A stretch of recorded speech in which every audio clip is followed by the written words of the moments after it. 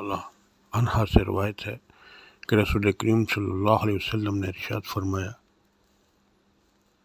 کہ سورہ حدید، سورہ واقعہ، سورہ رحمان کی تلاوت کرنے والے کو زمین و آسمان کی بادشاہت میں جنت الفردوس کا مکین کہہ کر پکارا جائے گا، یعنی یہ کہہ کر بلایا جائے گا کہ وہ دیکھو وہ جنتی آ رہا ہے، وہ دیکھو وہ جنت الفردوس کا مکین آ رہا ہے۔ تھوڑی سی روشنی ڈال دوں میں ان صورتوں کے فضائل کے حوالے سے۔ مختصراً خلاصہ آپ کو بیان کر دوں، اور میں بیان کرتا ہوں سب سے پہلے سورہ رحمان کے حوالے سے۔ حضرت علی المرتضیٰ کرم اللہ وجہہ سے روایت ہے کہ نبی کریم صلی اللہ علیہ وسلم نے ارشاد فرمایا کہ ہر چیز کی ایک زینت ہوتی ہے، اور قرآن مجید کی زینت سورہ رحمان ہے۔ مفتی احمد یار خان نعیمی رحمۃ اللہ علیہ فرماتے ہیں چند وجوہ سے سورہ رحمان کو قرآن کی دلہن اور زینت فرمایا گیا ہے۔ اس صورت میں اللہ تعالیٰ کی ذات و صفات کا ذکر ہے، اور ذات و صفات پر اعتقاد ایمان کی زینت ہے۔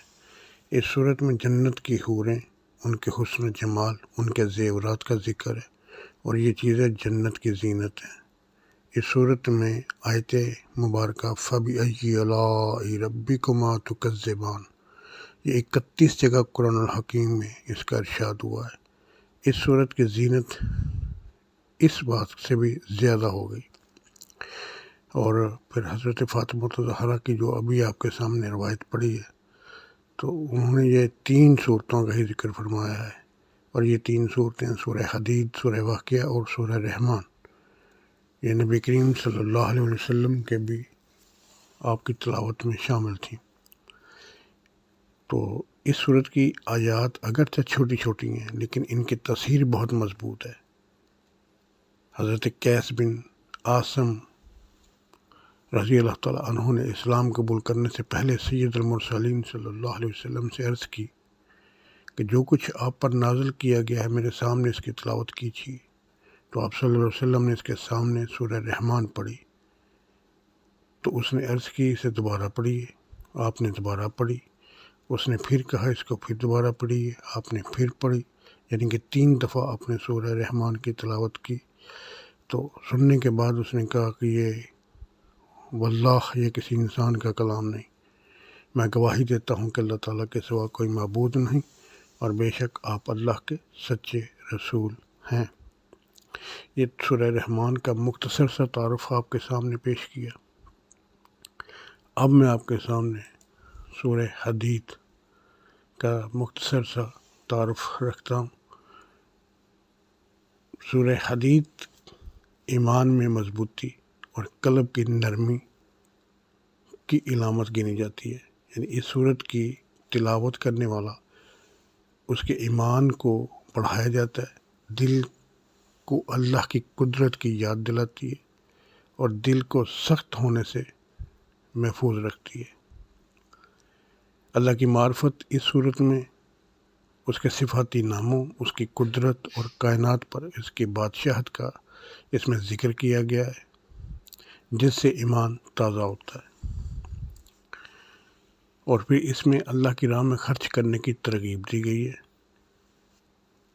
ٹھیک ہے نا۔ یہ سورت مومنین کو اللہ کی راہ میں خرچ کرنے، قرض حسنہ دینے پر ابھارتی ہے، اور اس کے بدلے کئی گنا اس کے گناہ جو ہے وہ معاف کیے جاتے ہیں، عظیم اجر کی خوشخبری دیتی ہے، ٹھیک ہے نا۔ اور مختصراً اس کا خلاصہ میں بیان کرتا جاؤں، سورہ الحدید کی تلاوت سے روحانی ترقی، دل کا سکون، ایمان میں مضبوطی اور اللہ تعالیٰ کا قرب حاصل ہوتا ہے۔ اب آتے ہیں سورہ واقعہ کی طرف۔ حضرت عبداللہ بن مسعود رضی اللہ تعالیٰ عنہ سے روایت ہے کہ نبی کریم صلی اللہ علیہ وسلم نے ارشاد فرمایا، جو شخص رات کے وقت سورہ واقعہ پڑھے تو وہ فاقے سے محفوظ رہے گا۔ حضرت انس بن مالک رضی اللہ تعالیٰ عنہ سے روایت ہے کہ رسول کریم صلی اللہ علیہ وسلم نے ارشاد فرمایا کہ اپنی عورتوں کو سورہ واقعہ سکھاؤ، کیونکہ یہ صورت الغنا یعنی محتاجی دور کرنے والی صورت ہے۔